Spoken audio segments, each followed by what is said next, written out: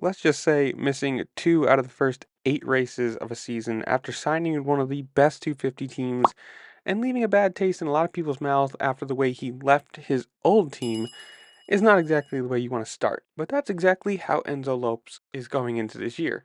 After the preseason injury that he had, he's still going to be missing at least this week in Arlington.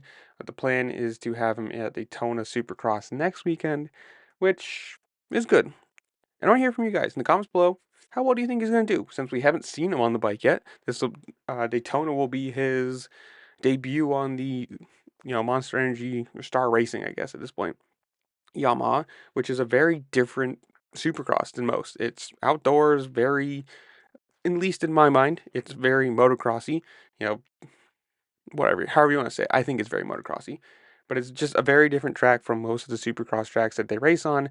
And to be the first actual racing that we get to see from him on the this Yamaha, not the one he was on before. What do you think he does? And two, how do you think this goes over this year? Obviously, if he doesn't do well, his 1 year contract with Star Racing is probably going to be his only year in Star Racing. And with how he left Club MX, it's not going to be very good. I doubt they would take him back. And you kind of get one of those little taste of people in the mouth of looking like a bad teammate or a bad signing. But whatever it is, tell me what you think in the comments. And while you're down there, make sure to like, share, subscribe. It really just helped me out, and I appreciate it. And with that, I will see y'all later. Peace.